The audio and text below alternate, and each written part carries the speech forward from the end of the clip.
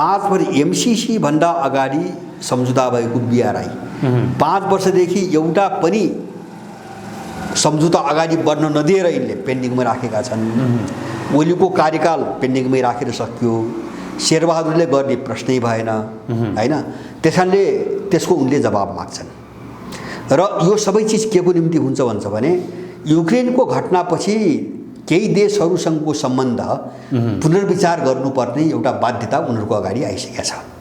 जस्तो नेपाललाई कसरी ट्रिट गर्ने भन्ने, जस्तो अहिले जे छ नि हैन, यो ढङ्गले उनको चल्दैन, मैले बुझेको अब चल्दैन। चीनसँगको BRI सँगको सम्झौताको कारणले श्रीलङ्का कङ्गाल भएको छ भनेर कुनै तथ्याङ्क तपाईँ दिन सक्नुहुन्छ? कुनै तथ्याङ्क छ तपाईँसँग?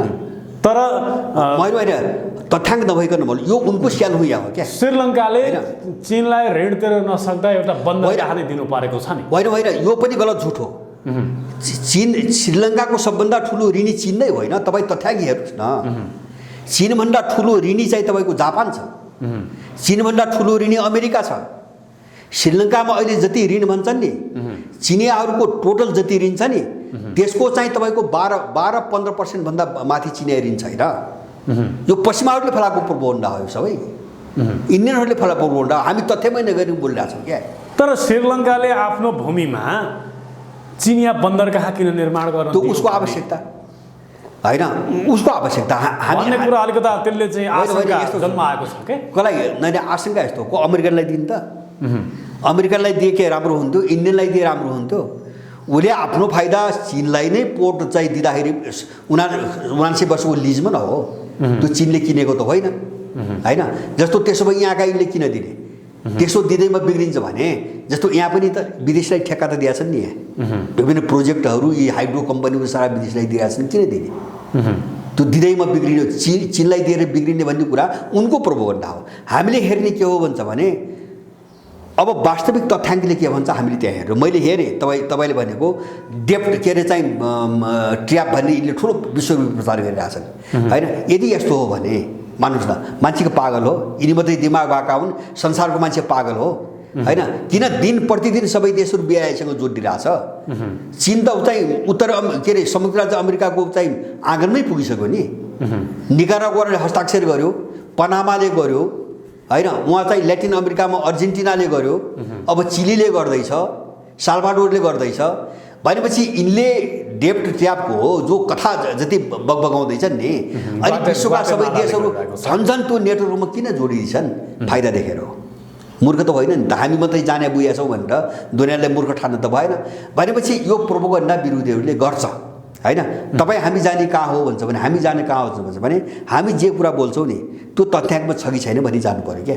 जस्तो श्रीलङ्काभित्र होइन, श्रीलङ्काको मान्छे पागल हो, तपाईँको त्यो के अरे चाहिँ तपाईँको बन्दरगाह लिजमा दिएर मेरो। तर आज श्रीलङ्कामा जुन किसिमबाट इकोनोमिक क्राइसिस भएको छ नि, होइन क्राइसिस हेर्नुहोस्, क्राइसिस रातारात आउँदैन। तपाईँ तथ्याङ्क हेर्नु, क्राइसिस चाहिँ रातारात एकै वर्षमा चाहिँ तपाईँको देश डुब्ने कुरा हुँदैन क्या। यसको दशकौँ लामो पृष्ठभूमि हुन्छ। त्यत्रो चाहिँ तपाईँको के अरे चाहिँ 30 वर्ष विरुद्धमा फसेको देश हो। इन्डिया र पश्चिमाले के गरे? तामिललाई उठाएर 30 वर्ष रक्तपात मचाएनन्। अर्थतन्त्र सखाप त त्यसले पारेको हो श्रीलङ्काको हैन। उठ्नै नसक्ने गरी चाहिँ तपाईँको फसाए, विरुद्धमा फसाए हैन। त्यसलाई त्राण दिएर त्यहाँबाट मुक्त गरे त चीनले हो नि भाइ। त्यो त उनीहरू बिर्सेनन् नि। तामिललाई दबाएर चाहिँ त्यो विरुद्ध साम्य पारमा सहयोग त चीनको हो, त्यो त उनीहरूले बुझेका छन्। त्यसपछि नै अलिअलि तङ्ग्रिन सुरु गरिरहेको श्रीलङ्का। भनेपछि फसायो श्रीलङ्कालाई कसले? इन्डियाले कति गर्यो? ल हेर्नुहोस् तपाईँको पृष्ठभूमि। ल BRI को नाममा ल चीनको BRI को परिकल्पना आएको 2014मा, सीमा चाहिँ सी राष्ट्रपति भए चाहिँ 13मा, 14मा चाहिँ BRI को कन्सेप्ट बाहिर आयो हैन। अब 14 पछि कति वर्ष भयो? 8 वर्ष। 8 वर्षमा श्रीलङ्का चाहिँ तपाईँको टाट पल्टेको हो चीनको कारणले। त्योभन्दा अगाडिको तथ्याङ्क हेर्नु, श्रीलङ्का समृद्ध थियो हैन। यस्तो चिजमा हामी हिँड्न भएन क्या हैन।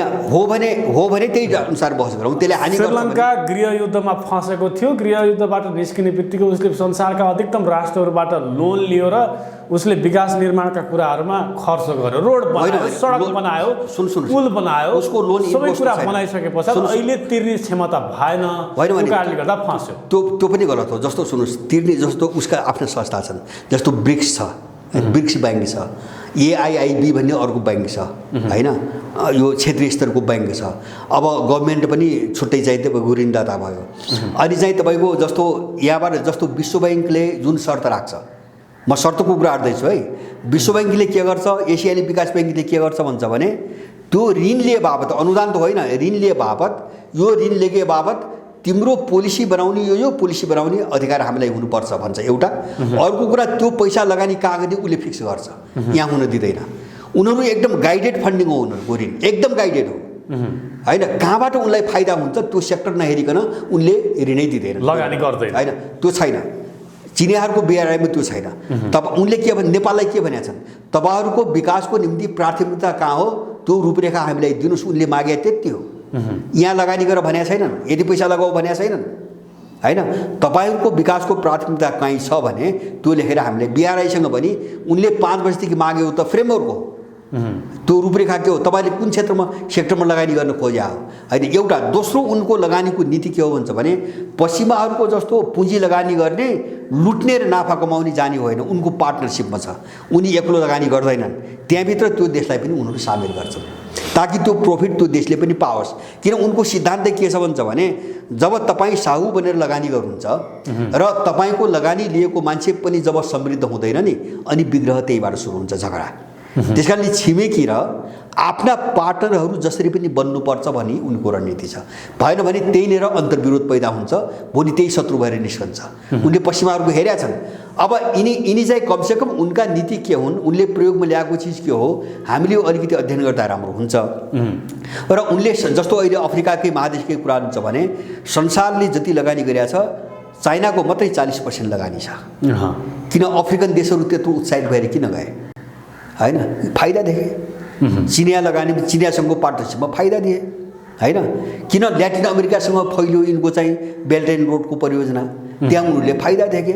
पश्चिमाहरूबाट लुट मात्रै देख्थे उनले, चुस्टी कुरा मात्रै देख्थे, उनले नाफाको कुरा मात्रै गर्थे। अहिले त भारतले पनि चाइनाबाट प्रभावले, भारतदेखि लिएर अझ भनौँ पाकिस्तान मात्र होइन, इन्डियामा ठुल्ठुलो प्रोजेक्ट चाइनाले चलाइरहेछ। बिआरआईसँग सम्झौता गरेका छैन, नाम बिआरआईसँग जोडिया छैन, तर ठुल्ठुला रेल सडक परियोजना हेर्नुहोस्, इन्डियाले चाहिँ चाइनालाई ग्राउन्ड दिएको छ। किन दिएको छ त, किन दिएको छ? जस्तो अहिले पनि अस्ति भर्खरै समाज आएको थियो, अहिले यत्रो चाहिँ शत्रुतापूर्ण चाहिँ प्रचारमा हामी देखिरहेछौँ इन्डिया र चिनको सम्बन्ध होइन, त्यत्रो चाहिँ दुश्मनी छ, सारा चिज छ।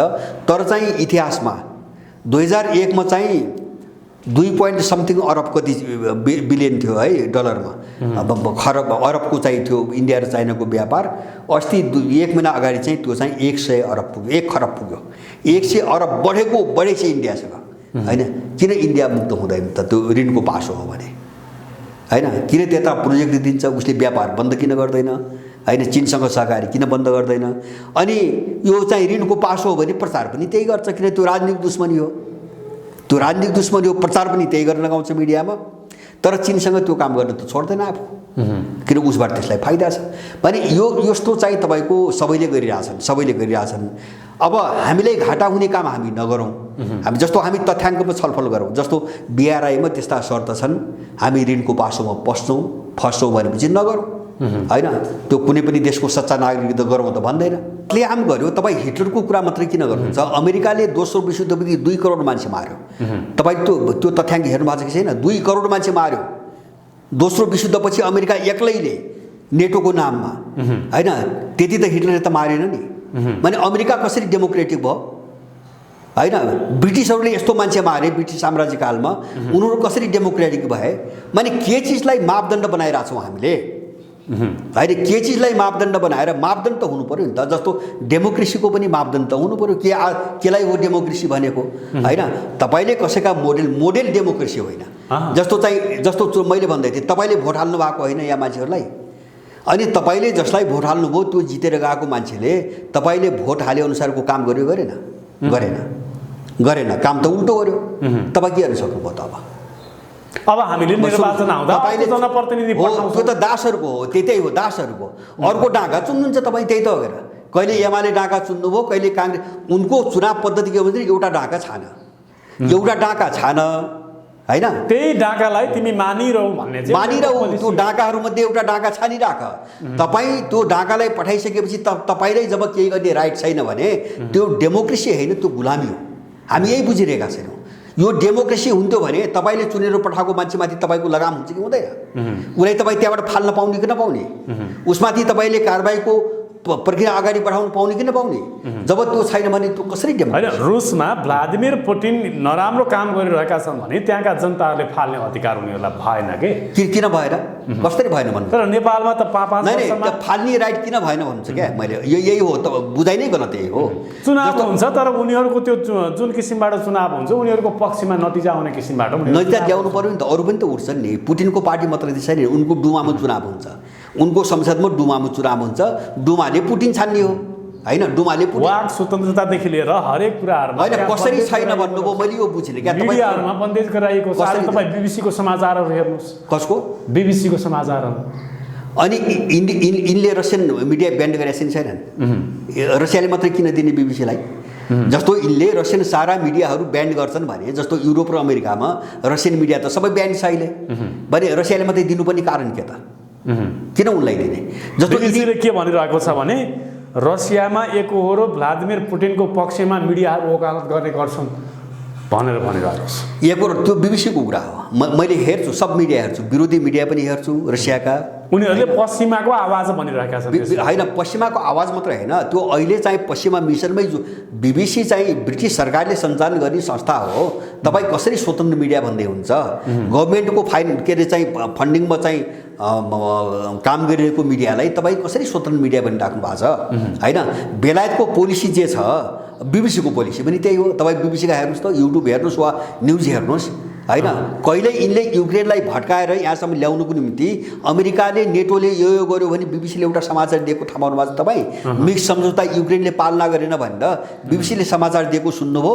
किन दिँदैन हो? त्यस कारणले यो चाहिँ तपाईँको माने हाम्रो समस्या के हो भाइ भन्छ भने, हामी पश्चिमा स्कुलिङ र उनको शिक्षा प्रणालीको जहरबाट सारांश के बुझ्नु अचेत भइरहेका छौँ। यसको सारांश के बुझ्नु पर्यो भने नेपालको डेमोक्रेटिक सिस्टम यो डेमोक्रेटिक सिस्टम होइन भन्ने बुझ्नु पर्यो होइन? होइन, डेमोक्रेटिक भए त जनता खुसी हुन्थ्यो नि त। डेमोक्रेटिक सिस्टम भएको भए, मैले यहाँ मात्रै भन्दैन, जस्तो यहाँ मात्रै भन्दैन, मैले त समग्रमा डेमोक्रेसीको यो मोडेलकै कुरा गरिरहेको छु। डेमोक्रेसी हुन्थ्यो भने, मैले भन्नुहोस् न, म तपाईँले डेमोक्रेसी भनेको के हो? त्यसको चार्जेट के हो? मान्छे, पिपुल होइन, नागरिक खुसी होस्, सुखी होस्, सुरक्षित होस्, रोजगार होस्, त्यही नै हो डेमोक्रेसी भने। डेमोक्रेसी भने तपाईँ गएर सत्तामा गएर लुट्ने भने त होइन नि। पावरमा को जान्छ भन्ने कुरा आम पिपुललाई के मतलब होइन? पावरको कुरा चाहिँ पोलिटिकल इलिटहरूको कुरा हो होइन, पोलिटिकल अभिजातहरूको कुरा हो। यो आम जनतालाई यसको सरकार हुँदैन। आम जनतालाई आफ्नो जिन्दगीको सरकार हुन्छ होइन। काम गरेर, श्रम गरेर, सुरक्षित रहेर खुसीसँग बाँच्न पाउनु पर्यो। आम मान्छेको सरकार यति हो। कहाँ छ? तपाईँको चीन अधिनायकवादी भन्नुभयो। चीनले बेरोजगारी उन्मूलन गर्यो, पोभर्टी लाइन गरेर चीनमा बेरोजगारी छैन होइन। इन्डियामा चाहिँ करोडौँ मगन्तेहरू छन्, करोडौँ मगन्ते छन् होइन। गरिबीको रेखामुनि चाहिँ तपाईँको 30 करोड मान्छेहरू छन्। तपाईँ डेमोक्रेसी भन्दै हुनुहुन्छ होइन? जसले जनतालाई, तपाईँको अमेरिकामा प्रत्येक स्कुलमा, प्रत्येक सडकमा, सार्वजनिक ठाउँमा एउटा दिमाग विक्षिप्त बा मान्छेले फटाफट गोली चलाएर यसरी मान्छे मारिरहेछ होइन। झनै प्रत्येक हप्तामा चाहिँ तपाईँको त्यो घटना घटिरहेछ। किन खुसी छैन मान्छे? कसलाई डेमोक्रेसी भन्दै हुन्छ तपाईँ? कसको निम्ति हो डेमोक्रेसी? यो आम मान्छेको निम्ति हो भने बहस गर्नु पर्यो होइन। अब हामी उनले फैलाएको कुप्रचारमा लागेर त्यो एलिटको पक्षमा मात्रै हामीले चाहिँ बोल्ने हो भने त्यो डेमोक्रेसी हो। यसमा धेरै छलफल गर्नु पर्दैन। त्यसकारणले यो पुनर्विचार गर्नुपर्ने, मैले भने नि, मोडालिटी। कसैले चाहिँ दलहरू खडा गर्ने, डाकाहरू चाहिँ खडा गर्ने, एउटालाई छान भन्ने, कसैले त्यो मोडेल अप्नाए, कसैले के अप्नाए, ऊ संसदमा जान्छ, डुमामा चुन्छन्। डुमामा त प्रतिनिधित्व जनताले चुन्छ नि, रुसमा पनि। अनि डुमाले पुटिन छान्ने हो। चीनमा पनि त देशभरि चुनाव हुन्छ र त्यहाँ मान्छे चुनिन्छन् होइन। कङ्ग्रेसमा जान्छन्, कङ्ग्रेसको मान्छेले सिट चुन्ने हो। किन हुँदैन चुनाव? त्यहाँ अरू पार्टी किन छैनन्? चीनमा पार्टी छैनन्, चुनाव लड्ने पार्टी छन्, जित्ने केही सिट जित्ने पार्टी छन्। त्यही रसियामा चाहिँ 7-8वटा पार्टीहरू डुमामा जितेका छन्। दोस्रो ठुलो चाहिँ कम्युनिस्ट पार्टी छ, सायद मलाई लाग्छ 30-31 सिट छ उसको। कसले भन्छ चुनाव हुँदैन? भनेपछि माने यो साम्राज्यवादीहरूको हौवा हो। त्यसकारणले हामी अलि कन्टेन्टमा, अन्तर्वस्तुमा राप्रपाको एजेन्डाबाट व्याख्या गर्दै गर्दै उहाँसम्म पुगेछौँ। राप्रपाले अवलम्बन गरेका के एजेन्डाहरू विचारहरूमा के सुधार गर्नुपर्छ भन्ने पक्षमा हामी बहस गर्दै थियौँ। होइन, सुधार त यस्तो हो, जस्तो मेरो भनाइ के हो भन्छ भने, जस्तो हामी जसरी गइरहेको छौँ, मेरो भनाइ के हुन्छ भने यो प्रजातन्त्र, विकास, मानव अधिकार अथवा चाहिँ तपाईँको विभिन्न नाममा यो पश्चिमा जो चक्रव्यूह विश्वभरि चाहिँ गाजो नि यो चक्रव्यूहले, हामी यसको जहरबाट पहिले निस्कन जरुरी छ होइन। र यसलाई आफ्नो आवश्यकता, हाम्रो आफ्नो आवश्यकता, सबै देशमा आफ्नो आवश्यकता फरक छन्। चिनीहरूको आवश्यकता फरक छ, किन अर्काको मोडेल बोक्नु पर्यो होइन, किन पश्चिमा मोडेल बोक्ने, किन बोक्ने चिनले, रुसले किन बोक्ने, जबकि त्यो समाजै फरक हो होइन। त्यहाँको सामाजिक सम्बन्धै बेग्लै छ, त्यहाँको सभ्यतै बेग्लै छ, उनको आवश्यकता बेग्लै छ भने ब्रिटिस र अमेरिकन मोडेल बोक्नुपर्ने कर छ उनीहरूलाई भने हामीलाई पनि कर छैन। न हामी चिनिया मोडेल बोकौँ, न हामी रसियन मोडेल बोकौँ, न हामी अमेरिकन ब्रिटिस मोडेल बोकौँ। हामी कहाँ जानु पर्यो भन्छ भने हामीलाई चाहिएको के, डेमोक्रेसी चाहिएको के, हामी कस्तो हुन चाहेको। मैले भने नि, मान्छे सुखी होस्, खुसी होस्, समृद्ध होस्, सुरक्षित होस् र चैनसँग बाँच्न पाओस्।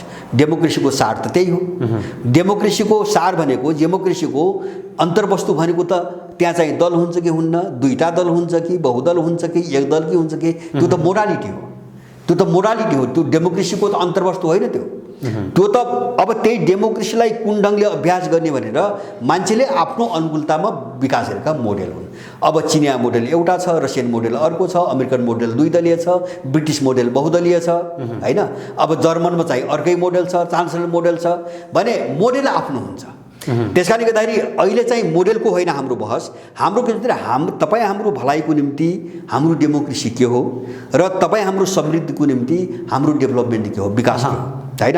हामीले कहाँ लगानी गर्ने, जस्तो हामीसँग कृषि छ, हामीसँग जडीबुटी छ, हामीसँग पर्यटन छ, पशुपक्षी छ, हामीसँग पानी छ, खानी छ। हामीले लगानी त्यहाँ गर्ने कि हामीले स्मार्ट सिटीमा लगानी गर्ने, हाम्रो आवश्यकता के हो, हामी यो मोडेलमा बहस गरौँ। हाम्रो विकास जे हो हामी त्यहाँ जाउँ होइन। जे उनले लुट्नको निम्ति हामी माथि बोगाइरहेछन् हामी त्यहाँ जाने। जस्तो नेपाललाई के विकास भन्नुहुन्छ, विकास होइन यो त बजार हो होइन। मान्छेले विकासलाई चाहिँ बजारलाई विकास भनिरहेछ, झिलिमिली विकास होइन होइन। यो सबै विदेशी माल हो। नागरिकको जीवन स्तरमा जबसम्म परिवर्तन आउँदैन विकास पनि भनिँदैन र नागरिक जबसम्म चाहिँ कुनै पनि चाहिँ तपाईँको निर्णायक रूपमा काम गर्ने अधिकारमा रहँदैन तबसम्म त्यसलाई डेमोक्रेसी भनिँदैन। त्यसकारण हो यो लडाइँ हो, विश्वको अहिलेको यो सङ्कट यो हो। मैले यहाँ जोड्न खोजेको विश्वको, जब मैले भने दुईवटा समानान्तर विश्वको उदय भयो नि अब युक्रेन घटनापछि होइन, त्यो चाहिँ पावरहरूको चाहिँ टक्राउ मात्रै होइन, हामी यो भ्रममा छौँ होइन। त्यहाँ इकोनोमी पनि बेग्लै खालको छ, त्यहाँ पोलिटिकल सिस्टम पनि बेग्लै खालको छ, त्यहाँ चाहिँ अन्तर्राष्ट्रिय नेटवर्किङ पनि बेग्लै खालको छ। इन्टरनेट त आफ्ना चाहिँ बनाउने दिशामा गइसक्यो। इन्टरनेट पनि अब ग्लोबल इन्टरनेट भङ्ग हुने स्थिति आइसक्यो भने तपाईँको त्यहाँसँगै एउटा युगका विरुद्ध लड्ने आधुनिकतावादको नाममा यो नवोदारवादसम्म पश्चिमाहरूको जो अत्याचार थियो यसको अन्त्य हुँदैछ। यो ढल्यो, अब यो ढल्यो होला, यसको एउटा ब्लक रहला होइन, तर विश्वमा यसको वर्चस्वको अन्त्य भयो। लडाइँ एउटा युक्रेन रसियासँग हार्यो भन्दैमा यो सबै पश्चिमाहरूको प्रभाव हराउँछ भन्नेमा कुरा लाग्छ तपाईँलाई? विश्वास गर्नुहुन्छ? युक्रेन निमित्त कारण हो, युक्रेन निमित्त कारण हो। त्यो त कुनै पनि घटना विश्व अझैसम्म हारिरहेको छैन, होइन भने युद्ध लडिरहेको होइन। युद्ध युक्रेनले नहारे पनि मैले जे भने त्यो भयो। अब युक्रेन नहारे पनि मैले जे भनेको छु त्यो भयो। के भयो भन्छ भने अब पश्चिमाहरूको एकल वर्चस्वको अन्त्य भयो। अब विश्वको राजनीतिमा अमेरिकाको वर्चस्व भनौँ न अझ गयो, अन्त्य भयो। अब यिनको जो मोनोपोली एकलौटी थियो नि, यिनले चाहेपछि जे पनि हुने। पहिलो कुरो त्यसको अन्त्य भयो। नम्बर 1 पावर ब्यालेन्स चाहिँ तपाईँको उल्टियो। नम्बर 2 ग्लोबल अर्डर जो भन्थे नि यिनीहरूले, त्यो अर्को अर्डर चाहिँ तपाईँको उसमा आयो होइन। केवल रसियाले मात्रै पश्चिमा राष्ट्रहरूको प्रभाव, आज चीनले हेर्नुहोस् आफ्नो इकोनोमिक फाइदाका लागि उसले बेनिफिटको लागि मात्रै हेर्दै गर्छ। यही हो हाम्रो बुझाइको समस्या के हो भाइ भन्छ भने चीनले रसियालाई हतियार दिन सक्दैनौँ यदि आवश्यक पर्यो भने पनि भनेर भनिरहेको छ। यता सुन्नुहोस्, हाम्रो बुझाइको समस्या कहाँ छ भन्छ भने हामीले कुनै पनि घटनालाई मैले भने नि हामीले रसिया मात्रै देखिरहेछौँ, हामीले रसिया मात्रै देखिरहेछौँ। हामीले के देखिरहेको छैनौँ भन्छ भने युक्रेनमाथि हात हाल्नुभन्दा अगाडि होइन जति पनि डेभलपमेन्टका प्रोसेस थिए चीन रुस लगायत अरू पनि देशहरू है जस्तो समानान्तर अब साङ्घाई कोअपरेसन सङ्गठन छ हैन, अब ब्रिक्स ब्याङ्क छ, ब्रिक्स समूह छ, के अरे चाहिँ AIIB भन्ने अर्को ब्याङ्क छ।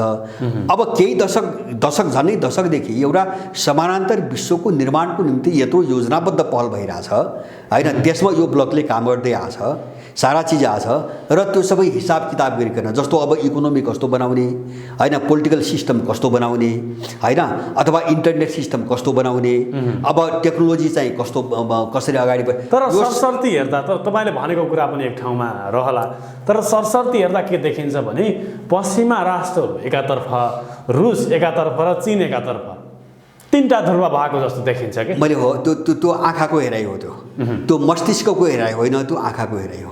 मैले समस्या केवल कम्युनिस्ट राष्ट्रहरू भएकै आधारमा कम्युनिस्ट मात्रै छैन, कम्युनिस्ट मात्रै होइन, तपाईँको टर्की कहाँको कम्युनिस्ट हो, इन्डिया कहाँको कम्युनिस्ट हो, तपाईँको अहिलेको त देख्नुहुन्छ रसियन परिणाम बाहिर जो हेर्दाखेरि त जस्तो अमेरिकनहरूको नाकाबन्दीलाई इन्कार गरेर अहिले ग्यास त किन्न थाल्यो नि त इन्डियाले हैन, त्यो कुरा अमेरिकाको कुरा स्वीकार गरेन हैन, प्रतिबन्ध लगाछ तर सस्तोमा पाएपछि अमेरिकाको अर्डर मानेन हैन।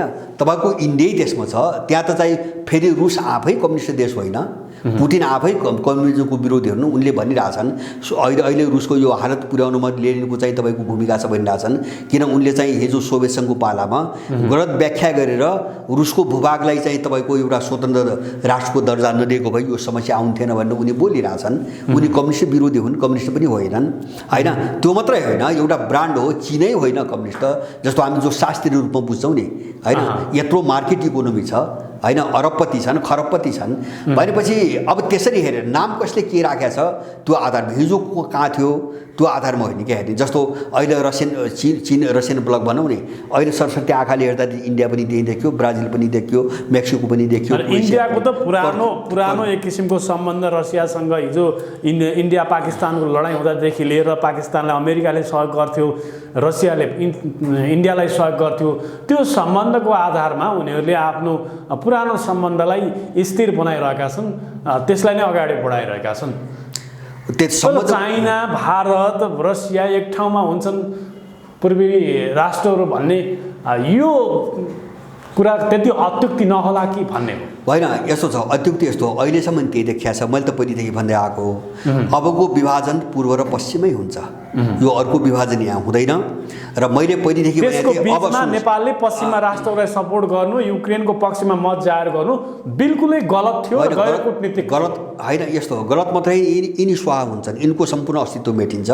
किन यो लडाइँ सिङ्गो चाहिँ पृथ्वी सिङ्गो जो हामी पृथ्वी भन्छौँ नि, यसलाई कुन वेमा लग्ने, किन भन्छ भने एउटा समग्र सभ्यतासँग जोडिएको लडाइँ हो यो चाहिँ इकोनोमिक र चाहिँ तपाईँको पोलिटिकल लडाइँ मात्रै होइन, सिङ्गो सभ्यतासँग लडाइँको चाहिँ जोडिएको पूर्वीय सभ्यता र पाश्चात्य सभ्यता बिचको तपाईँ भन्नुहोस् न, अहिले उनले इन्डिया र चीनलाई लडाउने धेरै कोसिस गरे, असफल भए होइन। मैले बारम्बार के भन्दै आएको थिएँ भन्छ भने यदि अब अर्को ठुलो महायुद्ध भयो वा विशुद्ध भयो भने त्यो युरोप केन्द्रितै हुन्छ, बाहिर हुँदैन। मैले यो पनि भनेको थिएँ, भयो त्यही। किन भन्छ भने त्यो सिभिलाइजेसनले काम गरेको छ हैन। किन भन्छ भने पूर्वीय सभ्यता के हो भन्छ भने त्यो जाति निषेध, धर्म निषेध, भाषा निषेध, पुरै द्वेषबाट विकास भएको सिभिलाइजेसन हो पश्चिमा सिभिलाइजेसन।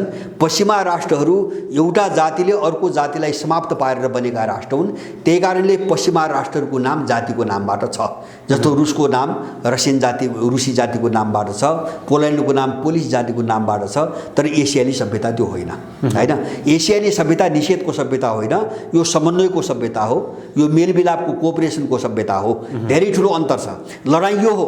त्यसैले गर्दाखेरि हामी कहाँ जाने भन्ने हो, हाम्रो लडाइँ पनि त्यही हो। हामी चाहिँ यो पश्चिमा जो जहर छ नि, यसबाट चाहिँ बाहिर निस्केर अब आफ्नो देशलाई अगाडि बढाउने बाटोमा जाने कि अनि चाहिँ तिनै पश्चिमाले खुवाएको विष पिएर, जहर पिएर अनि चाहिँ हल्लो जाति, फल्लो जाति, हल्लो धर्म, फल्लो धर्म गरेर चाहिँ हामी चाहिँ टुक्रा टुक्रा भएर सिद्धिने, हाम्रो समस्या पनि त्यही हो। त्यसैले गर्दाखेरि नेपालले निकास त्यो बेला मात्रै पाउँछ जब पश्चिम पराजित हुन्छ। मुद्दा त्यहाँ जोडिएको छ। नेपालले यो सङ्कटबाट निकास त्यो दिन मात्रै पाउँछ जब यो ग्लोबल लडाइँमा पश्चिम पराजित हुन्छ। त्यो काम दुनियाँमा अमेरिकाको अस्तित्व र प्रभाव, अमेरिका र पश्चिम युरोपको होइन विश्वमा यिनको वर्चस्व अन्त नहुँदासम्म नेपाल शान्त हुँदैन, हेरिराख्नुला।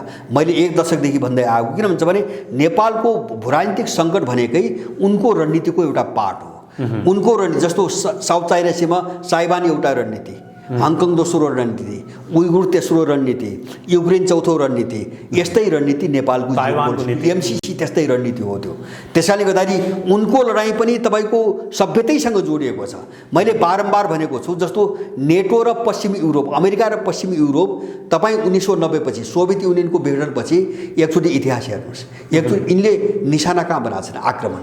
यिनले पूर्वी युरोपलाई, होइन, जस्तो युगोस्लाभियामाथि आक्रमण गरे, 6 टुक्रा बनाए, होइन, तपाईँ चेकोस्लोभाकियालाई टुक्र्याए उनले।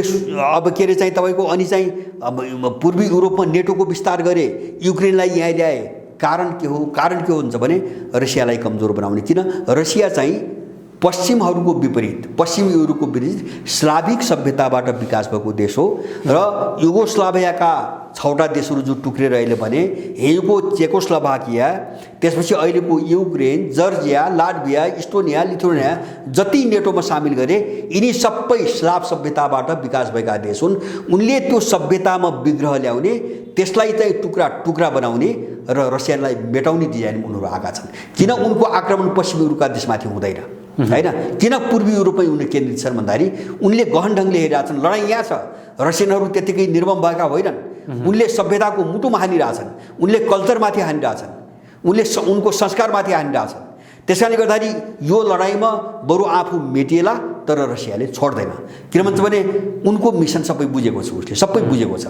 त्यसकारणले गर्दाखेरि यो लडाइँमा पश्चिमको पराजय हुन्छ। अमेरिका पछाडि खिचिन बाध्य हुनुपर्छ त्यसबाहेक। होइन, पछाडि त गयो, योभन्दा कति पछाडि उसको घुर्की मात्र। अमेरिका फ्रन्टमा आउँदैन, अमेरिका फ्रन्टमा आउँदैन, आएको इतिहास पनि छैन। तपाईँले दोस्रो विश्वयुद्धको कुरा दोस्रो विश्वयुद्धको कुरा गर्नुभयो, अमेरिका आएको होइन। अमेरिकामा जब चाहिँ जापानले आक्रमण गरेपछि अमेरिका मुच्छिन बाध्य भएको हो। त्योभन्दा अगाडि त ऊ अरूको लडाइँ हेरेर चाहिँ ताली बजाएर बसेको छ, होइन? यसलाई पावरको समर्थन गरेको जस्तो देखाएर यो युद्धभन्दा भागेर चाहिँ तपाईँको तमासा हेरेको छ। स्टालिनले धम्की दिएपछि, रुसमा स्टालिनले अमेरिकालाई धम्की दिएपछि मात्रै अमेरिका चाहिँ सामेल भएको छ। दोस्रो विश्वयुद्धमा त्यो भूमिका छ उसको।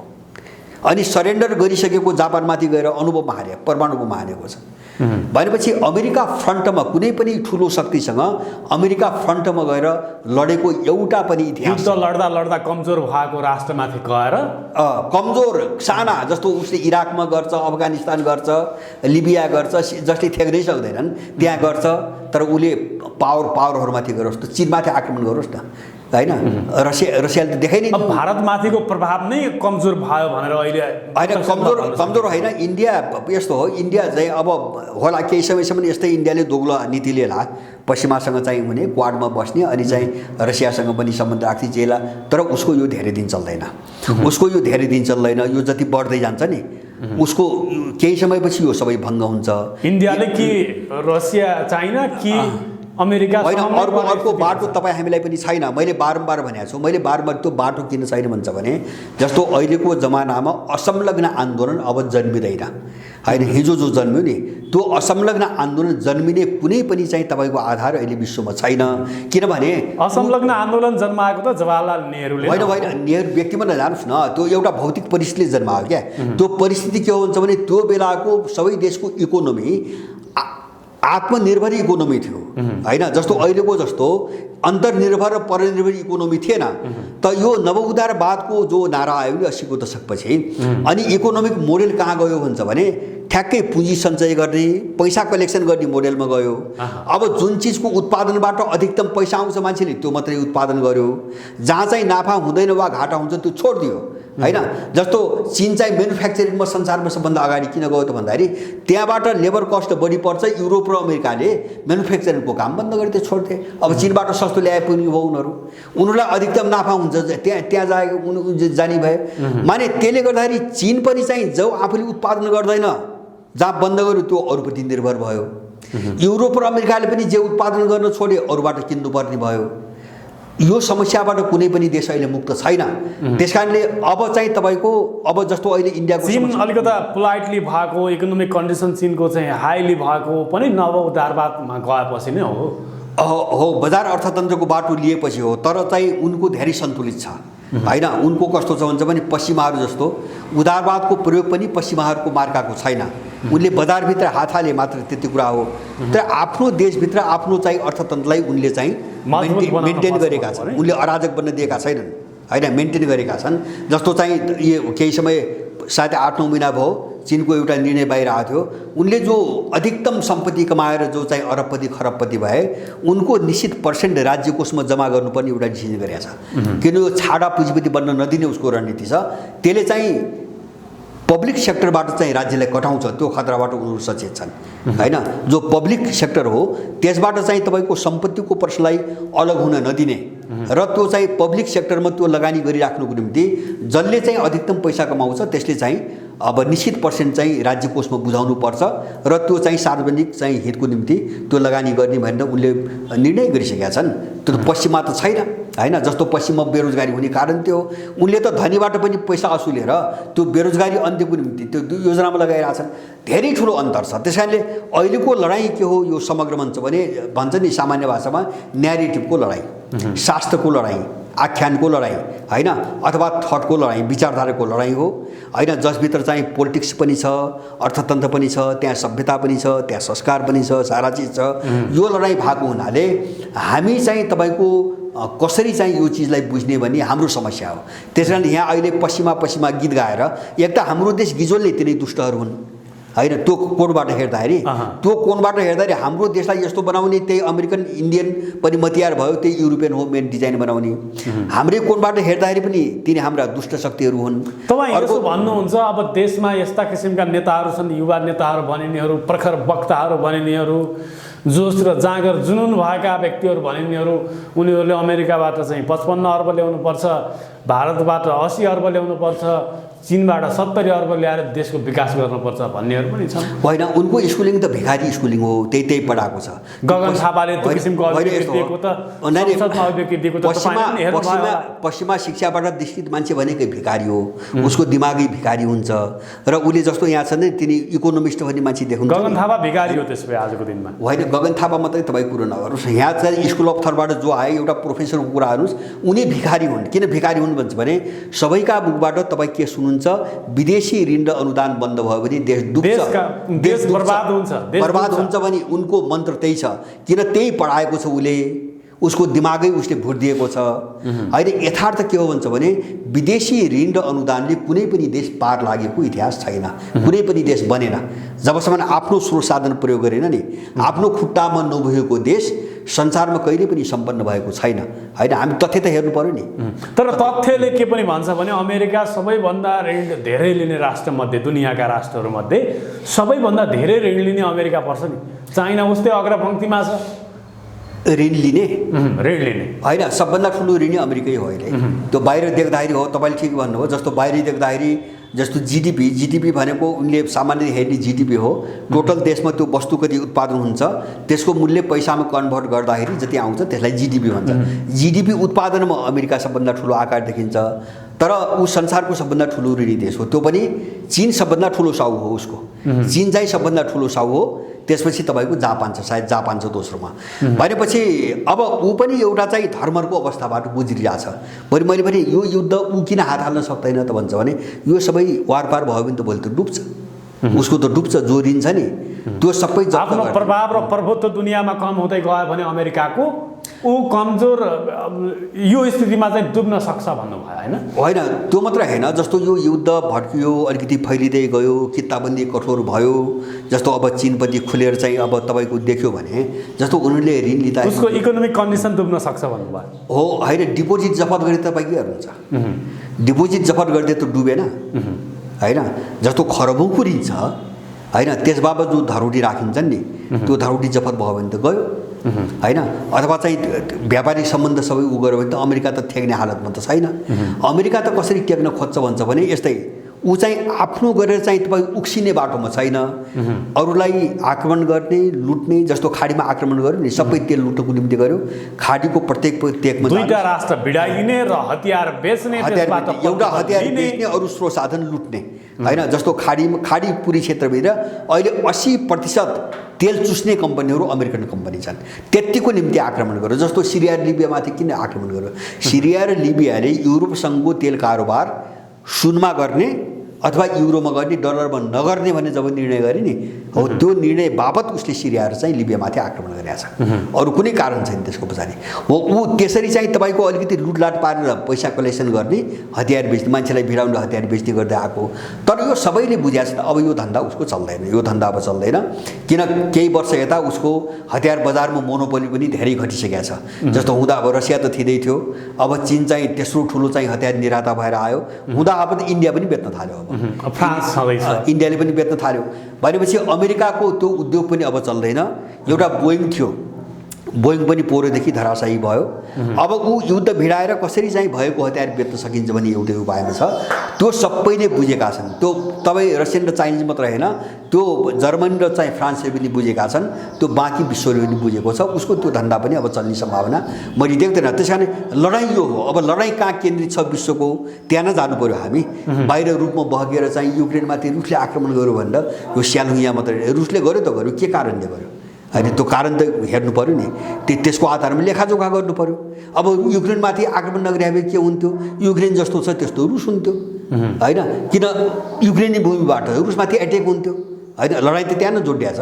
त्यस कारण यिनी घटनाहरूलाई हामीले अलिकति तर्कसङ्गत र वस्तुपरक कोणबाट हेर्ने हो होइन? अब हामीले घटनालाई चाहिँ आँखाले मात्रै हेरेर चाहिँ विश्लेषण गर्नु हुँदैन। अलिकति सामरिक स्वार्थमाथि आँच आउने भएपछि उसले आक्रमण गर्यो भने सामरिक स्वार्थ मात्रै होइन, रुसको अस्तित्व नै धरापमा पर्यो नि त। जस्तो युक्रेन नेटोमा सामेल भयो भने उतातिरबाट बेलोरुसबाट जोगिरहेको छ रुस होइन। जस्तो लिथुनिया त सिमाना के अरे कालिनिन, जस्तो लिथुनिया, लाटभिया र इस्टोनिया, अब तीनटा चाहिँ सीमा जुट्या बाल्टिक राज्यहरू नेटोमा लैसकेका छ होइन। जस्तो जर्जियामा त्यही समस्या ल्यायो। अब युरोपको दोस्रो ठुलो देश भनेको युक्रेन, रुसपछिको। अब युक्रेन पछि चाहिँ तपाईँको गयो भने त त्यो चाहिँ भूगोल नजिक मात्रै भएन कि सिभिलाइजेसन एउटै होइन, तपाईँको कल्चर एउटै, संस्कार एउटै। युक्रेनी र रसियन त झनै झनै छुट्याउनै नमिल्ने जाति हो क्या। किन भन्छ भने रुसको ग्रेटर रसियाको पहिलो राजधानी नै के भयो होइन? 1600 चाहिँ तपाईँको के अरे चाहिँ 86 मा होइन रसियन जारले स्थापना गरेको राजधानी नै के भयो होइन? सेन्ट पिटर्सबर्ग र मस्को त धेरै पछि आएको हो भनेपछि अनि रुसले छोड्दा सारा युक्रेन बनाउनु उसको त्यत्रो योगदान छ। त्यो मात्रै होइन, तपाईँको युक्रेनी जमिन अहिले पनि गुगल हेर्नुहोस्, नक्सा हेर्नुहोस्। युक्रेन 17औं शताब्दीको मध्यमा युक्रेनको आकार नेपालको एउटा अञ्चल जत्रो छैन। युक्रेन जसलाई युक्रेन भनिन्थ्यो होइन, युक्रेन जसलाई भनिन्छ नि अहिले, त्यसको आकार नेपालको एउटा अञ्चल जत्रो छैन। अहिले पनि गुगलमा हेर्न सकिन्छ। अनि 4 पटक चाहिँ रसियन भूभाग त्यहाँ गाभिएको छ होइन। पहिलोपटक रुसी जारले 1886 देखि 1917 को बिचमा जारहरूले धेरै पटक त्यो युक्रेनसँग रुसी भूमि दिँदै ठुलो भूभाग चाहिँ तपाईँको उत्तरतिरको ठुलो भूभाग युक्रेनमा गाभे। अनि दोस्रो पटक लेनिनले चाहिँ तपाईँको यो दक्षिणतिरदेखि लिएर दक्षिण पश्चिमको ठुलो भूभाग चाहिँ तपाईँको लेनिनले गाभे 1922 मा। अनि 1939 देखि 41 को बिचमा स्टालिनले सुदूरपूर्वी जो अहिले सुदूरपश्चिम जो अहिले लडाइँ केन्द्रित छ नि, त्यो सम्पूर्ण भूभाग रसियाले युक्रेनमा गाभेको हो। अनि अन्तिम पटक क्रिमिया 1954 मा अस्ति भर्खरै निकिता क्रुश्चेभले, रसियन राष्ट्रपति क्रुश्चेभले चाहिँ प्रशासनिक समस्या रुसबाट अलिकति कटेको भूभाग भएको हुनाले त्यो खर्च बढी हुन थाल्यो। अनि चाहिँ युक्रेनमा हालेर चाहिँ तपाईँको प्रशासनिक रूपमा सजिलो बनाएको होइन। अनि रसियाले छोड्छ। अनि त्यही युक्रेन सारा उसको भूभाग दिएर झनै 80% रसियन भूभाग गाभेर बनाएको युक्रेन। अनि त्यही युक्रेनलाई नेटोको अड्डा बनाएर रुसलाई समाप्त पार्ने मिसनमा हिँडेपछि रसियाले छोड्छ। त हामी यो कुरो हेर्ने कि नहेर्ने? उनको अत्याचार त्यस कारणले गर्दाखेरि अब हामीले चाहिँ एउटा जायज चिज के हो भन्ने हेर्नु पऱ्यो क्या। यसको अर्थ रसियाले आक्रमण गर्यो, मान्छे मार्यो, ठिक गर्यो। अब युद्धमा हेर्नुहोस्, युद्धमा गइसकेपछि मान्छे मर्छ। यिनी चाहिँ यस्ता तपसिलका कुराहरू यिनी मानवीय छ नि युद्धमा।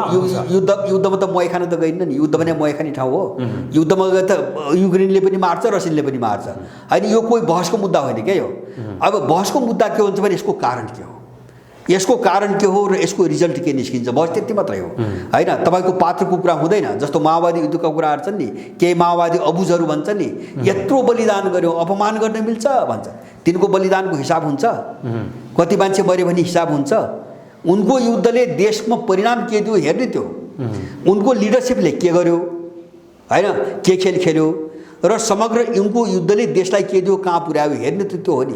रिजल्टको आधारमा मूल्याङ्कन गरिदियो। त्यस कारणले गर्दाखेरि म लागेको थिएँ माओवादी युद्धलाई पराजित भन्न मिल्छ भन्छ अबुझ माओवादी। होइन, अब सहभागी के मतलब आन्दोलन चाहिँ नेपाली जनताले, नेपाली 7 साल 46 साल 63 साल जनता त प्रयोग भयो नि, के जनताले ल्याएको भन्ने होइन।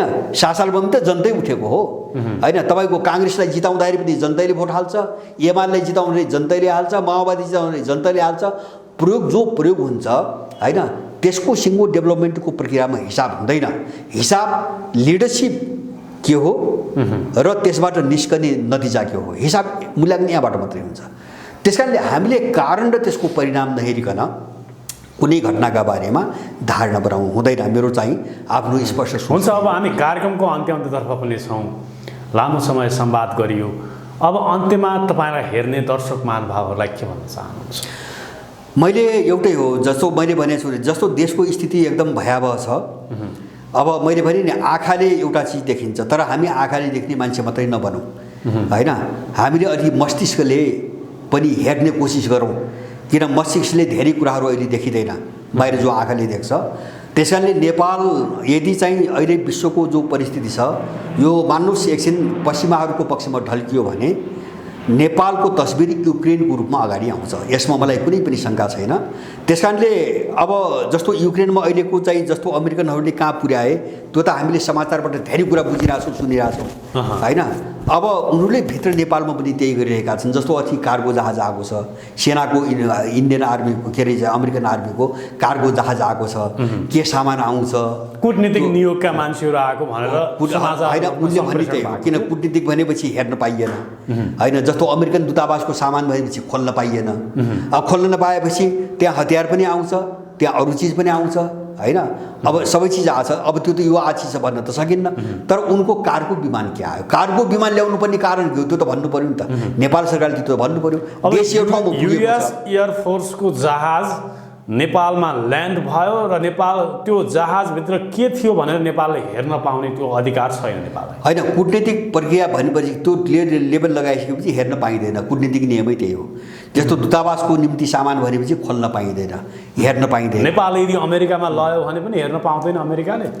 होइन, नियमले पाउँदैन, नियमले पाउँदैन। अब हेर्नेले शक्तिवालाहरूले टाइट गर्छन्, हेर्न पनि सक्छन्। जस्तो अस्ति पाकिस्तानमा चाहिँ उत्तर कोरियाको दूतावासमाथि पाकिस्तानी पुलिस पस्यो भन्ने घटना आयो नि, त्यो त सामान्य नियमले नपाउने घटना हो। किन दूतावास भने त स्वतन्त्र अर्को देश हो, त्यो अर्को देश हो, त्यो त अर्को देशमाथिको हमला हो त्यो। तर पाकिस्तानी पुलिस पस्यो। होइन, के कारणले पस्यो, पाकिस्तानी पुलिस पस्यो, मिल्दैन। होइन, जस्तो चाहिँ यहाँ पनि विदेशी जो दूतावास छन् त्यो दूतावासभित्र नेपाली पुलिस पस्न पाउँदैन। तर एयरफोर्सको जहाजभित्र आएको कुरा त सानो कुरा होइन नि। हो, त्यही मैले भने। जस्तो एयरफोर्सको कार्गो जहाज नेपालमा आउनुपर्ने कारण के, त्यो त बुझ्नु पऱ्यो नि त मान्छेले। कारण के, त्यो कार्गो भने सामान बोक्ने जहाज हो। के सामान, त्यत्रो कार्गो जहाज नेपालमा के सामान ल्याएर, त्यो पनि दूतावासको निम्ति भनेपछि त्यहाँभित्र एमसिसी मिसनसँगै जोडिएको सामान छन्। यो लाटाले पनि बुझ्ने कुरा हो। होइन, योभन्दा अगाडि किन आएन मिलिट्री फोर्सको जहाज हो, योभन्दा अगाडि किन आएन, जस्तो एमसिसी अनुमोदन हुनुभन्दा अगाडि किन आएन। होइन, प्रश्न त सबै कोणबाट उठ्ने पो नि। माने यिनी बहसमा नजाउँ। अब यहाँ यिनको यस्तो धेरै छ। हामीले हेर्ने के हुन्छ भने नेपाललाई युक्रेन बनाइछाड्छ अमेरिकाले, नेपाललाई युक्रेन बनाइछाड्छ। किन भन्छ भने तपाईँको अहिलेको चीन भनेको तपाईँको युक्रेनसँग जोडेको रसिया हो उनको निम्ति, र रसियालाई छिन्न भिन्न पार्न युक्रेनको जो बलि चढाइदिए नि हो। अब उच्च स्तरमा चीनको भ्रमण हुँदैछ, चिनिया विदेश मन्त्री नेपाल आउँदैछन्। यही प्रभावलाई निस्तेज पार्नको लागि, यही प्रभावलाई कम गर्नको लागि आउने हो। होइन प्रभावको मात्रै होइन, चिनियाहरूले नेपालप्रति अब एउटा चाहिँ रिभ्यू गर्छन् यो भ्रमणपछि, किन यो भ्रमण उनको पहलमा हुन थालेको छ, एउटा हामीले बुझ्नुपर्ने होइन। दोस्रो कुरो चाहिँ चिनिया राष्ट्रपतिपछिको दोस्रो शक्तिशाली व्यक्तिले यो भ्रमण गर्दैछन्। दोस्रो कुरा अब यो मैले के देख्छु भने मेरो अनुमानमा अब एमसिसीका एउटा मलाई लाग्छ एमसिसीसँग कुरा उठ्यो भने एउटा कुरामा उठ्ने हो, किन चिनियाहरू चाहिँ अमेरिका जस्तो नाङ्गो भएर चाहिँ देखिन सक्दैनन् होइन, सर्वाङ्गी नाङ्गो। उनले 2-3टा कुराहरूमा उनको ख्याल गर्नुपर्छ। एउटा एमसिसी अनुमोदन गर्ने बेला अमेरिकाले जुन धम्की दियो त्यो धम्कीको काउन्टरमा उनीहरूले बोलेका छन् होइन। यो धम्कीको चाहिँ चीनले काउन्टर गर्नेवाला छ भनेको छ। एउटा कुरो हामीले त्यो शेरबहादुर देउवा प्रचण्ड र केपी शर्मा ओलीलाई फोन गरेर सहायक विदेश मन्त्री डोनाल्ड लूले अमेरिकाका सहायक विदेश मन्त्रीले धम्काए नेपालका शीर्ष राजनीतिक दलका शीर्ष नेताहरूलाई धम्काए, त्यसको प्रधानमन्त्रीलाई समेत धम्काए। त्यसको प्रतिकार गर्ने भनेर चीन बोलेको छ एउटा कुरा। दोस्रो उसले के भनेको छ भन्छ भने उसले चासो राख्ने दोस्रो कुरो यिनले जो व्याख्यात्मक प्रस्ताव भने नि त्यो तिमीहरूले कार्यान्वयन गर्छौ गर्दैनौ उनले सोध्ने त्यो हो। उनले त्यो पक्कै सोध्छन् मलाई लाग्छ, किन त्यो एमसिसीको सम्झौता र व्याख्यात्मक प्रस्तावमा त धेरै कुरो बाजिन्छ। यिनको व्याख्या प्रस्ताव मान्न अमेरिका बाध्य छैन, किन यो त एकपक्षीय हो, यो त एकपक्षीय हो, लिखित द्विपक्षीय सहमति होइन। अब त्यसपछि यिनको जवाब के हुन्छ तेस्रो कुरा। र तेस्रो महत्त्वपूर्ण के हो भन्छ भने 5 वर्ष एमसिसी भन्दा अगाडि सम्झौता भएको बिआरआई 5 वर्षदेखि एउटा पनि सम्झौता अगाडि बढ्न नदिएर यिनले पेन्डिङमा राखेका छन्। ओलीको कार्यकाल पेन्डिङमै राखेर सकियो, शेरबहादुरले गर्ने प्रश्नै भएन होइन। त्यसकारणले त्यसको उनले जवाब माग्छन्। र यो सबै चिज के को निम्ति हुन्छ भन्छ भने युक्रेनको घटनापछि केही देशहरूसँगको सम्बन्ध पुनर्विचार गर्नुपर्ने एउटा बाध्यता उनीहरूको अगाडि आइसकेको छ। जस्तो नेपाललाई कसरी ट्रिट गर्ने भन्ने, जस्तो अहिले जे छ नि होइन, यो ढङ्गले उनको चल्दैन, मैले बुझेको अब चल्दैन। किन भन्छ भने यिनी नेपालले अकस्मात गएर युक्रेनको पक्षमा मत जाहेर गर्नु, युक्रेनको मात्रै होइन, तपाईँको युक्रेन मात्रै होइन, एमसिसी त अनुमोदन गरे नि। एमसिसी नेपालको संसदबाट युक्रेन त टाढाको कुरा हो। जस्तो एमसिसी अनुमोदन गरे भने अब एमसिसी पश्चिमा राष्ट्रहरूको प्रभावमा विकसित भएका राजनीतिक घटनाक्रमहरू नेपालका त्यसमा चाहिँ शङ्काको दृष्टिकोणले अथवा चाहिँ उनीहरूले हेर्ने नीतिमा पुनर्विचार गर्नुपर्ने अवस्था चाहिँ पुनर्विचार गर्नुपर्ने बाध्यता सबैले आयो, किन विश्वको ध्रुवीकरण त्यो बाटोमा गइसक्यो होइन। यो बाटोमा उनको निम्ति बाध्यता हो। अब जस्तो नेपालसँग कसरी डिल गर्ने, उनीहरूले यो भ्रमणपछि एउटा नयाँ सोच बनाउँछन्, यसमा मलाई कति पनि शङ्का छैन। एउटा नयाँ सोच बनाउँछन् चीनले। अब आफ्नो हेर्ने नीति, नेपालप्रति हेर्ने नीति परिवर्तन गर्छ एकदम। यिनको जवाफ हेरिकन र यिनको त्यो भूमिका हेरिकन उनले नीति बदल्छन्। अब उनी कहाँ हेरिरहेछन् भन्छ भने एमसिसीको जस्तो बिआरआईसँग भएका सम्झौताहरू हेर्ने हो भने अमेरिकाको एमसिसी लागू यहाँ हुन सक्दैन। जुन मिसन बाहिरहेछ नि ऊ त सैन्य मिसन हो, त्यो त एमसिसी होइन। एमसिसी बिआरआईसँग भएका सम्झौता अगाडि बढ्ने हो भने एमसिसीको अमेरिकन मिसन अगाडि बढ्दैन होइन। किन बढ्दैन? अब एमसिसी चाहिँ अगाडि बढाउने भने बिआरआई कार्यान्वयनमा आउँदैन, सम्भवै छैन। किन सम्भव छैन भन्छ भने पहिलो कुरो त सम्झौतामा अमेरिकी कानुन लाग्ने कुरा गरिसकेका छ, पहिलो कुरा होइन।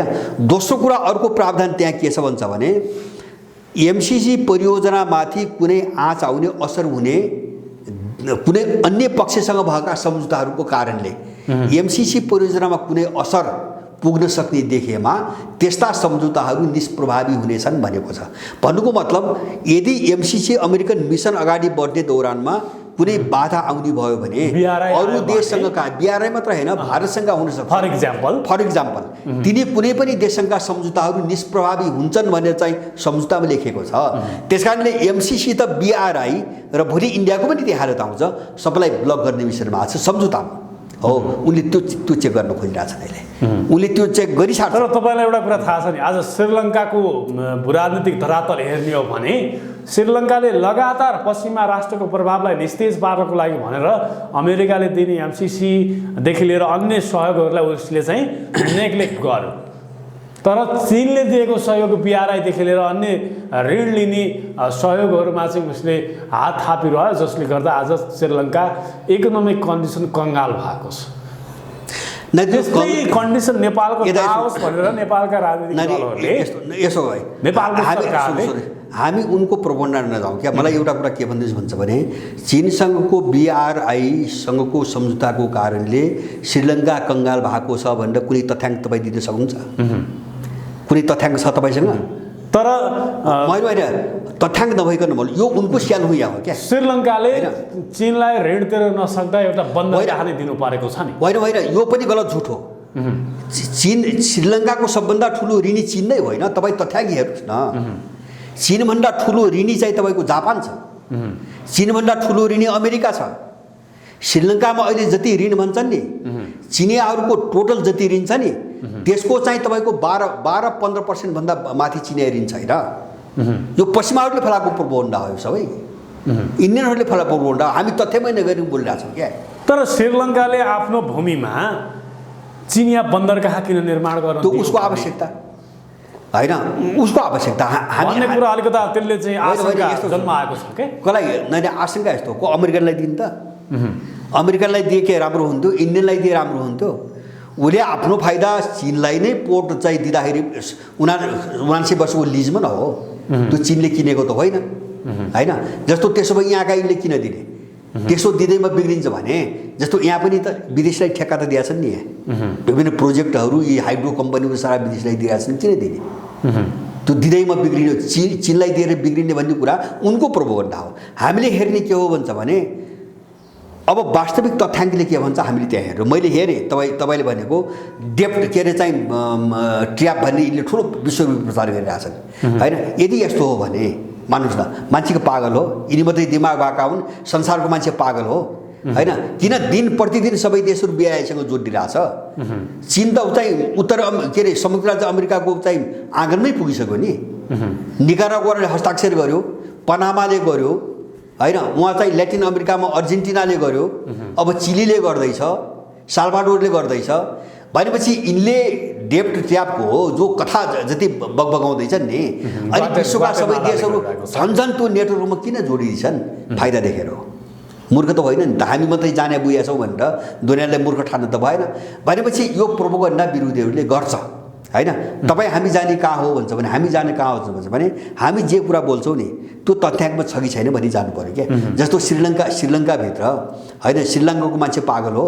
तपाईँको त्यो त के अरे चाहिँ तपाईँको बन्दरगाह लिजमा दिएर मेरो। तर आज श्रीलङ्कामा जुन किसिमबाट इकोनोमिक क्राइसिस भएको छ नि। होइन क्राइसिस हेर्नुहोस्, क्राइसिस रातारात आउँदैन। तपाईँ तथ्याङ्क हेर्नु, क्राइसिस चाहिँ रातारात एकै वर्षमा चाहिँ तपाईँको देश डुब्ने कुरा हुँदैन क्या। यसको दशकौँ लामो पृष्ठभूमि हुन्छ। त्यत्रो चाहिँ तपाईँको के अरे चाहिँ 30 वर्ष विरुद्धमा फसेको देश हो। इन्डिया र पश्चिमाले के गरे? तामिललाई उठाएर 30 वर्ष रक्तपात मचाएनन्। अर्थतन्त्र सखाप त त्यसले पारेको हो श्रीलङ्काको होइन। उठ्नै नसक्ने गरी चाहिँ तपाईँको फसाए, विरुद्धमा फसाए होइन। त्यसलाई त्राण दिएर त्यहाँबाट मुक्त गरे त चीनले हो नि भाइ। त्यो त उनीहरू बिर्सेनन् नि। तामिललाई दबाएर चाहिँ त्यो विरुद्ध साम्य पारमा सहयोग त चीनको हो। त्यो त उनीहरूले बुझेका छन्। त्यसपछि नै अलिअलि तङ्ग्रिन सुरु गरिरहेको श्रीलङ्का। भनेपछि फसायो श्रीलङ्कालाई कसले? इन्डियाले कति गर्यो? ल हेर्नुहोस् तपाईँको पृष्ठभूमि। ल BRI-को नाममा ल चीनको BRI-को परिकल्पना आएको 2014मा। सीमा चाहिँ सी राष्ट्रपति भए चाहिँ 13मा, 14मा चाहिँ BRI-को कन्सेप्ट बाहिर आयो होइन। अब 14 पछि कति वर्ष भयो? 8 वर्ष। 8 वर्षमा श्रीलङ्का चाहिँ तपाईँको टाट पल्टेको हो चीनको कारणले। त्योभन्दा अगाडिको तथ्याङ्क हेर्नु न, श्रीलङ्का समृद्ध थियो होइन। यस्तो चिजमा हामी हिँड्न भएन क्या होइन। हो भने त्यही अनुसार बहस गरौँ। त्यसले हानि गर्छ। श्रीलङ्का गृहयुद्धमा फँसेको थियो। गृहयुद्धबाट निस्किने बित्तिकै उसले संसारका अधिकतम राष्ट्रहरूबाट लोन लियो र उसले विकास निर्माणका कुराहरूमा खर्च गर्यो। रोड बनायो, सडक बनायो, पुल बनायो, उसको लोन सबै कुरा बनाइसके पछाडि अहिले तिर्ने क्षमता भएन, त्यो कारणले गर्दा फँस्यो। त्यो पनि गलत हो। जस्तो सुन्नुहोस्, तिर्ने जस्तो उसका आफ्ना संस्था छन्। जस्तो ब्रिक्स छ, ब्रिक्स ब्याङ्क छ, AIIB भन्ने अर्को ब्याङ्क छ होइन। यो क्षेत्रीय स्तरको ब्याङ्क छ। अब गभर्मेन्ट पनि छुट्टै चाहिँ तपाईँको ऋणदाता भयो। अनि चाहिँ तपाईँको जस्तो यहाँबाट जस्तो विश्व ब्याङ्कले जुन शर्त राख्छ, म शर्तको कुरा गर्दैछु है। विश्व ब्याङ्कले के गर्छ, एसियाली विकास ब्याङ्कले के गर्छ भन्छ भने त्यो ऋण लिए बापत, अनुदान त होइन, ऋण लिए बापत, यो ऋण लिए बापत तिम्रो पोलिसी बनाउने, यो पोलिसी बनाउने अधिकार हामीलाई हुनुपर्छ भन्छ एउटा। अर्को कुरा त्यो पैसा लगानी कहाँ गर्ने उसले फिक्स गर्छ, यहाँ हुन दिँदैन। उनीहरू एकदम गाइडेड फन्डिङ हो। उनीहरूको ऋण एकदम गाइडेड हो होइन। कहाँबाट उनलाई फाइदा हुन्छ त्यो सेक्टर नहेरिकन उनले ऋणै दिँदैन, लगानी गर्दैन होइन। त्यो छैन। चिनियाहरूको बिआरआईमा त्यो छैन। तब उनले के भने नेपाललाई के भनेका छन्, तपाईँहरूको विकासको निम्ति प्राथमिकता कहाँ हो त्यो रूपरेखा हामीलाई दिनुहोस्, उनले मागे त्यति हो। यहाँ लगानी गरेर भनेका छैनन्, यति पैसा लगाऊ भनेका छैनन् होइन।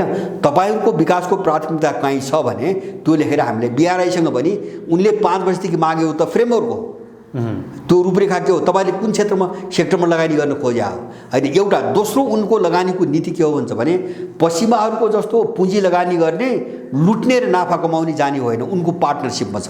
उनी एक्लो लगानी गर्दैनन्, त्यहाँभित्र त्यो देशलाई पनि उनीहरू सामेल गर्छन् ताकि त्यो प्रफिट त्यो देशले पनि पाओस्।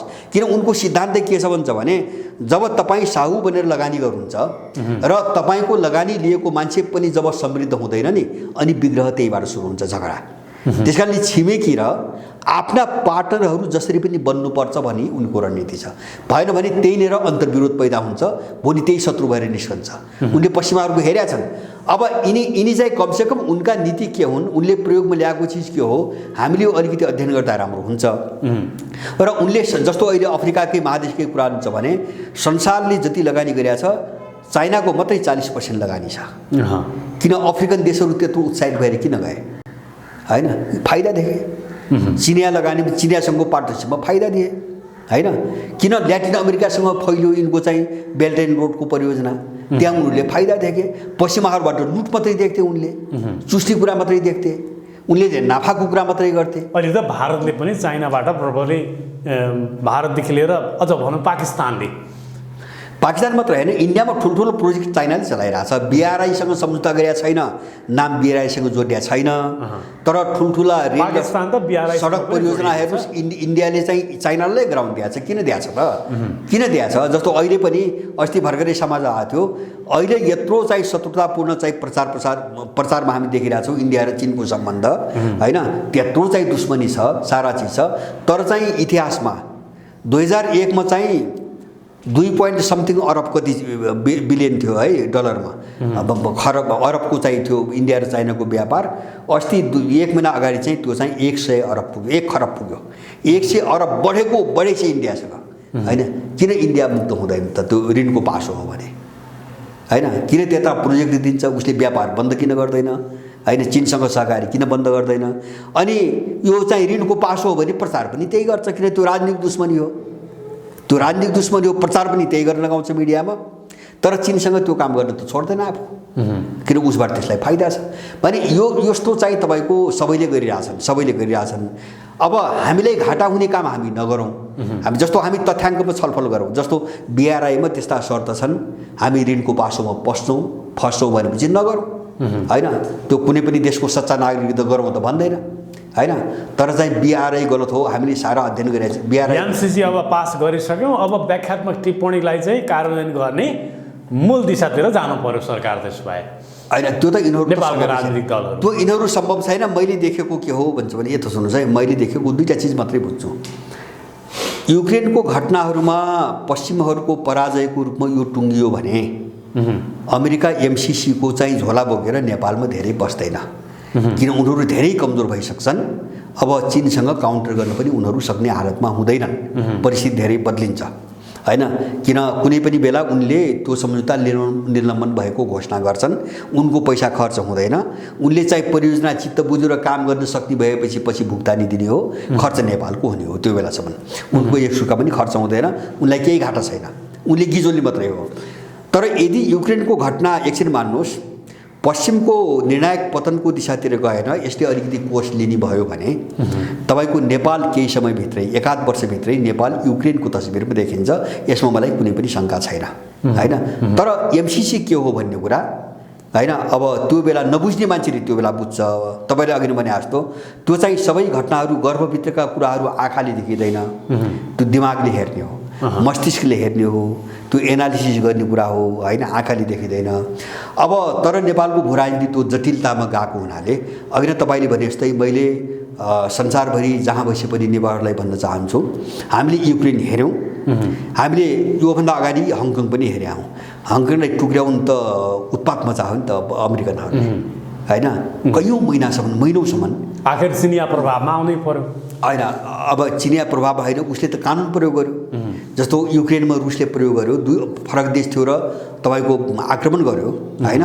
अब ऊ आफ्नै देशको भावनाले कानुन प्रयोग गर्यो, तर कानुन त प्रयोग गर्नु पर्यो, सुरक्षा कानुन अगाडि बढाउनु पर्यो होइन। हङकङलाई त्यो गर्न खोज्या हो उसले ताइवानलाई त्यही गर्न खोजिरहेछ, उसले उइगुरलाई त्यही गर्न खोज्या हो, नेपालभित्रबाट उसले तिब्बतलाई त्यही गर्न खोज्या हो। यसमा हाम्रो कुनै भ्रम रहनुहुन्न र हामीले हाम्रो भूराजनीति, हाम्रो देश अरू कुनै शक्तिको निम्ति प्रयोग गर्ने, थलो बनाउने दिनुहुन्न। यसको प्रतिकारको दिशामा जानै पर्छ।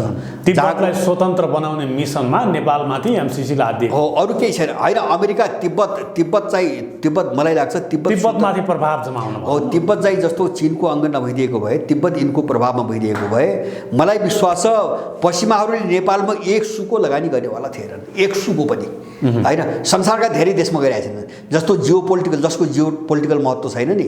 तपाईँको संसारको धेरै देश हेर्नुहोस्, एक कौडी उनले लगानी गर्दैनन्। किन गर्ने? कि त त्यस्तो भूराजनीतिक महत्त्व बाहेक एकै ठाउँ उनले लगानी गर्छन् जहाँ स्रोत साधन छ, लुट्टको निम्ति गर्छन्, होइन भने पश्चिमा लगानी काहीँ पनि हुँदैन, भएको पनि छैन। उनले या त लुट्ने या त त्यो देश चाहिँ तपाईँको गिजोल्ने, दुईवटा कोणबाट लगानी गर्ने हो। यिनको लोकतन्त्र पनि के हो?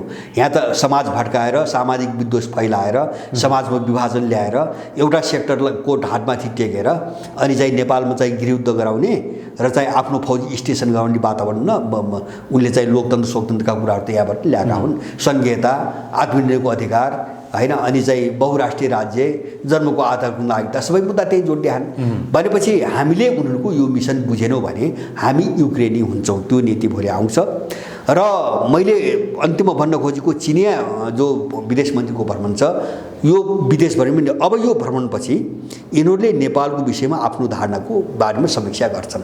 यसमा मलाई कुनै पनि शङ्का छैन। व्यापक बहस हुन्छ त्यसपछि। बहस होइन, उनले अर्को निर्णयमा उनीहरू पुग्छन् होइन। जस्तो अर्को निर्णयमा पुग्छन् भने के भन्छ भने उनी हातहाली निर्णयमा पुग्छन्। किन अब कूटनीतिक हिसाबले नहुने यो मिसनमा चाहिँ, एउटा विदेशी मिसनमा चाहिँ अर्को चाहिँ तपाईँको छिमेकीका विरुद्धमा यस्तो नाङ्गो ढङ्गले आइसकेपछि उनीहरूले भनेका छन् हामी काउन्टर गर्छौँ त उनले भनिसके, उनले सङ्केत दिइसकेका छन्। यस्तै सङ्केत रुसले पनि दिएको हो। रुसले चाहिँ डिसेम्बर 17मा नेटो र अमेरिकालाई जो सुरक्षा सम्झौता प्रस्ताव पठायो नि, यो चाहिँ निश्चित समयभित्र स्वीकारिएन भने उसले समय पनि भनेको छ। हामी अन्तहीन बहसमा हामी जाँदैनौँ, अन्तहीन वार्तामा हामी जाँदैनौँ, यो भ्रम पश्चिमाली नेपाली हुन्छ। निश्चित केही दिनभित्र यो सम्बोधन गरेन भने हामी यसको चाहिँ तपाईँको आफ्नो जवाब हामी दिन्छौँ भनेर उनले पटक पटक भनेका थिए र उनले नटेरेपछि चाहिँ यो घटना अगाडि बढ्यो। चिनियाहरूले पनि त्यो एमसीसीको बेला भनेका छन् यो जबरजस्ती र धम्कीको चीनले काउन्टर गर्छ, यसको प्रतिकार गर्छ भनेका छन्। त्यति भनेपछि काफी छ, त्यो भाषा काफी छ। अब नेपाल त्यो दिशामा जान्छ, या त बिआरआईको निम्ति उनले बाटो खोल्नु पर्यो, त्यो भनेको अमेरिकन एमसीसी अगाडि नबढ्ने हो। एमसीसी अगाडि बढाउनु हो भने बिआरआई ब्लक गर्नु पर्यो। दलालहरूसँग अब तेस्रो विकल्प छैन, अर्को दोस्रो विकल्प केही पनि मैले देख्दिनँ। यिनीहरू त्यो मिसनमा प्रयोग भएका मान्छे हुन्। त्यस कारणले नेपालको भूराजनीति मलाई लाग्छ तपाईँको चिनिया विदेश मन्त्रीको भ्रमण र त्यसपछि बन्ने जो चिनिया धारणा हो नि, त्यो धारणाले नेपालको गन्तव्य र भविष्य अब क्लियर गर्छ। मेरो आफ्नो बुझाइ यति हो। चिनिया विदेश मन्त्रीको नेपाल भ्रमणले अबको नेपालको राजनीतिक भविष्य, राजनीतिक दिशा कता जान्छ भन्ने हो। यहाँको यो चाहिँ जो उतार चढाव हो नि, तरलता, अब यो कुन दिशातिर जान्छ भन्ने कुरो यसले क्लियर गर्छ। अब किन यसमा अब ढिलाइ उनीहरू गर्दैनन्, किन युक्रेन त देखेँ नि मैले भने, युक्रेन त देखेँ नि, त्यहाँ ढिलाइ गर्दाखेरि समस्या के आउँछ भन्ने टोन त बुझेँ। त्यस कारणले उनको एउटै उद्देश्य हो बिआरआई अगाडि बढ्छ कि बढ्दैन, जो भइसकेका सम्झौता हुन् त्यो कानुनमा आउने कि नआउने उनले खोजेको त्यति कुरा हो होइन। त्यसमा चाहिँ तपाईँको आनाकानी भयो भने उनी एउटा नयाँ निष्कर्ष, एउटा सारांश के बुझ्यो भने के बुझौँ भने चिनिया विदेश मन्त्रीको भ्रमण भनेको बिआरआईलाई अगाडि बढाउनको लागि हो होइन। त्यसमा कुनै शङ्का छैन, अरू केही छैन। एमसीसी अनुमोदन भइसकेपछि बिआरआई जसरी पनि अगाडि बढाउने, अब नबढाउने नै चाहिँ यिनीहरूले गरे भने उनीहरूले नेपालपट्टिको धारणा पुनर्विचार गर्छन्, त्यो उनको बाध्यता हो। हुन्छ। अब त्यसपछि के हुन्छ भन्ने कुरा हामीले धेरै व्याख्या गर्नु पर्दैन। यो भोलिको तस्बिर सबैले देख्नेवाला छ। हामी सजग हुने र हामी आफ्नो तयारी गर्ने त्यही कोणबाट जानुपर्छ। हुन्छ, अमूल्य समय दिनुभयो, तपाईँलाई धेरै धेरै धन्यवाद। हजुर, धन्यवाद यहाँलाई पनि।